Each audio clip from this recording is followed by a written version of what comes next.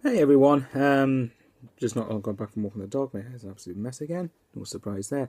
For those of you who probably haven't seen it, although I'm probably going to upload this in close proximity with the other video, I recorded a YouTube reaction to Tottenham 4 Sunderland 1 with Peter Whalen and Paul Wilson.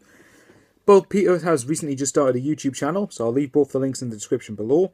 So, but this one's just going to be a separate reaction video because Paddy Wacken Games, this is for you, mate. There's your shout out, because I know you like you in particular like me to, give separate reactions. So I thought I'd just quickly do one for that. I'm going to discuss the game very briefly because I think we kind of talked. You can go and watch my reaction with Peter and Paul if you want to talk about the game, but this is just a quick separate video. So.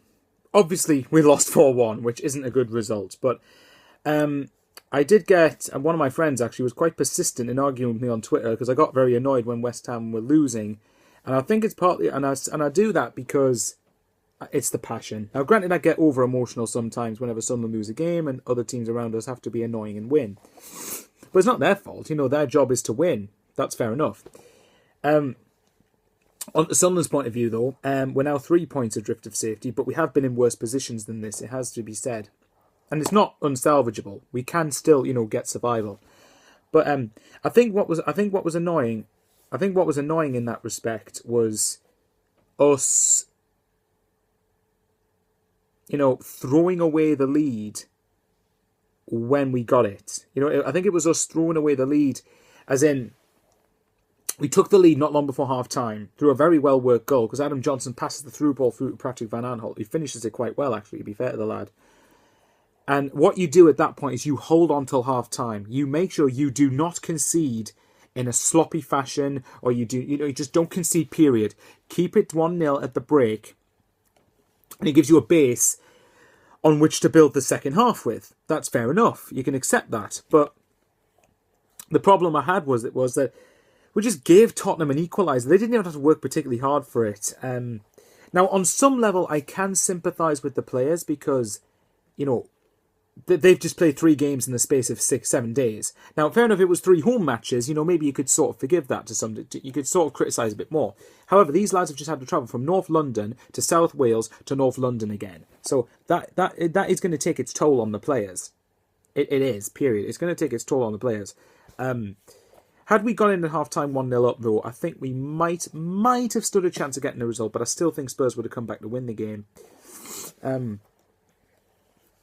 first 40 minutes, I thought we played very well. I thought we frustrated Tottenham, did what we should have done, and just be compact, making sure that off the ball, we work as hard as possible to keep that back door shut. Even though, to be fair to Spurs, they had a chance not long before they actually did score. Not long before we scored, that they should have really took away. And it was from a short corner, which I don't know why on earth we did this, because we cannot take set pieces. We need to get a decent set piece taker. The sooner Larson gets back, the better, because most set pieces we take can't beat the first man most of the time.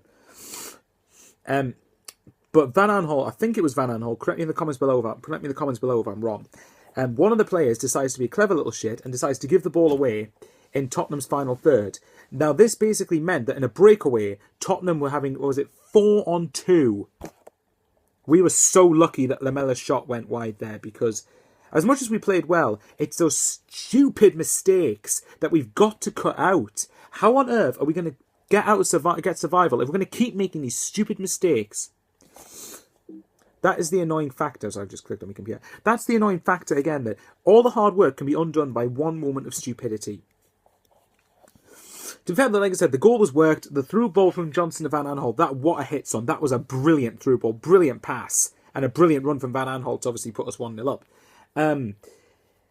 Cattermole got a lot of stick for the equaliser, and I'm going to stick up for him a bit, because from what I've seen it quite a couple of times. For me, it looked like... Now, bear in mind, this could be subject to change of opinion later, but at the moment, I think Cattermole had to be on the line. If he wasn't on the line, it's a goal. It is a certain goal if he's not on the line in order to try and stop that shot from going in. So, I will get, he had to be there. However, he probably... he probably could have kept it out. And you can see clearly that he tries to. One thing that I would be more concerned with, though, is the fact that the defenders were non-existent. Everyone was all over the place, all over the shop, and not even trying hard enough to get back, in my opinion. Pickford, you can't really blame him, and I thought he had a decent game despite conceding 4 goals. That came in, right? Second half, this was when we had a fantastic chance to go 2-1 up. A breakaway, Johnson feeds Defoe, he delays the pass a bit, but if he'd passed earlier, he would have been offside, so fair enough. Defoe should have cut inside. Anyone watching the game, you'll know what chance I'm talking about. And then Defoe, in the penalty area, should have cut inside Danny Rose and finessed it or finished it. That could have been 2-1 to Sunderland. As it stands, then Tottenham obviously then went and scored a second goal, which was very annoying. Ericsson obviously got the first one. Bear in mind, I might have to quickly research who got the second one. I think it was Eric Lamela, but I'm just going to double check to make sure I am definitely correct on that. But what I was annoyed again, I think that the run from the player in question was good, but I think part of me still felt in a way that we should have stopped it. I think we were beaten far too easily for that. Then the third goal goes. Oh yeah, so Villa got a draw actually. All right, let's have a look. I believe it was. No, it was Dembele. My mistake then. And Moussa Dembele just kept on running at the defence, cuts inside, and just slots it in. Fair enough, decent goal. Can't blame Pickford for it. We should have defended it better though, really. The third goal, Ericsson then just smashes it from about 25-30 yards into the bottom corner. But I think it takes a massive deflection off Jan Kirchhoff. Now, I'm not going to blame Kirchhoff too much because he's been thrown in at the deep end and he still needs to get match fitness back on track. But, you know, you need to do better than that, mate. I'm sorry. Then the fourth one, obviously, which was a penalty, which I think Kirchhoff did foul. I think it was Danny Rose, but correct me in the comments below again if I'm wrong. And I think that was a penalty. I can't complain too much with that. So all in all, you know, we lost. Based on the second half, Tottenham did deserve the win.